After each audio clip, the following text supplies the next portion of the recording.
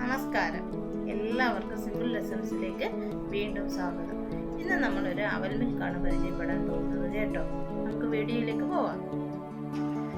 ആദ്യമായി പാൻ ചൂടാക്കി അരക്കപ്പ് അവൽ റോസ്റ്റ് ചെയ്തെടുക്കാം. ഞാനിവിടെ ചുവന്ന അവലാണ് എടുത്തിരിക്കുന്നത്. ചുവന്ന അവലിനാണ് ടേസ്റ്റ് കൂടുതൽ.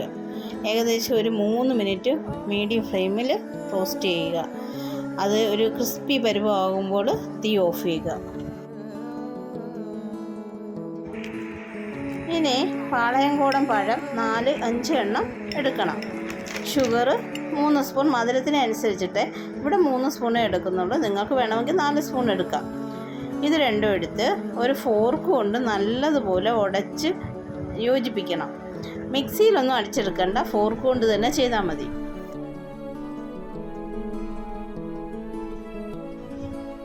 ഇതിലേക്ക് നല്ലതുപോലെ തണുപ്പിച്ച ഒരു 3 ഗ്ലാസ് പാലൊഴിക്കുക.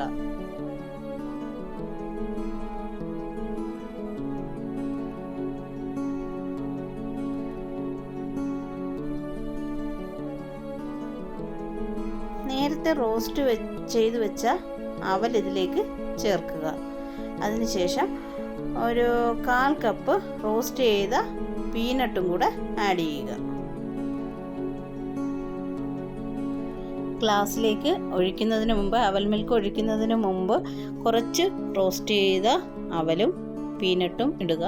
അതിന് മുകളിലേക്ക് അവൽ മിൽക്ക് ഒഴിക്കുക. പകുതിയാകുമ്പോൾ വീണ്ടും കുറച്ച് റോസ്റ്റ് അവലും പീനട്ടും ഇടുക.